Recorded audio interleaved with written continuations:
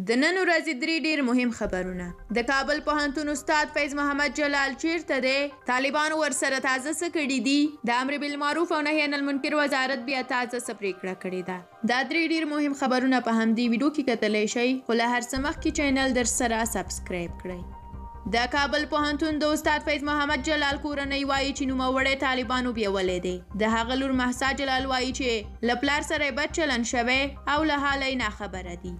هغې له رسنیو او د بشري حقونو له مدافعو ټولنو غوښتي دي چې په دې اړه مرسته وکړي. استاد جلال په کابل کې د طالبانو د رژیم له ښکاره منتقدینو څخه و او څه موده وړاندې په یوه مرکه کې د دې ډلې له یوه ویان سره توندې خبرې مشهورې شوې.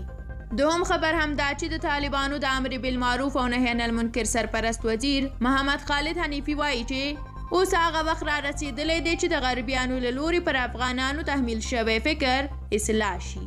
نوموړي د دې وزارت اړوند محتسبینو ته په خطاب کې ویلي دلته 20 کاله غربیانو او ناټو حکومت کړی او پر خلکو یې خپل فکر تحمیل کړی. اوس یې وخت راغلی دی چې تاسو هغوی اصلاح کړئ. هغه ټینګار کړی دی چې امر بالمعروف او نهي عن المنکر د دین ترجمان دی او له خپلو محتسبینو یې غوښتي دي چې خپلې دندې په ښو اخلاقو سره ترسره کړي. د ډیرو خلکو له غبرګون سره هم مخ شوی. خلک وایي اوس د دې وخت چې وږی ولس موړ شوی دی. دریم او اخر خبر هم له پکتیکا څخه دا دی چې په پکتیکا کې یو پاکستانی عسکر نیول شوی. افغان امنیتي ځواکونو د پکتیکا په ګومل ولسوالۍ کې یو پاکستانی ملیشه چې د ډیورن کرښې له هغې غاړې افغانستان ته داخله شوې وه نیولی دی.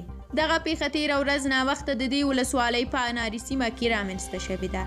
د پکتیکا د اطلاعاتو او فرهنګ رئیس پیښه تایید کړې ده او ویلي دي چې تېره ورځ د ګومل ولسوالۍ په اناري سیمه کې و پاکستاني ملیشه د لرګیو د ټولولو لپاره افغانستان ته ننوتي وو.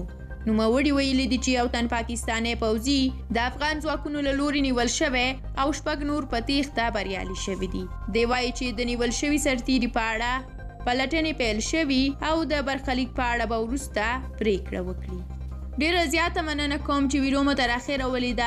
زموږ یوټیوب چینل د راتلونکو ویډیوګانو لپاره سبسکرایب کړئ او پخوانۍ ویډیوګانې که مو نه وي لیدلې نو یو ځل یې وګورئ. تر بیا ښه وخت، د خدای پامان.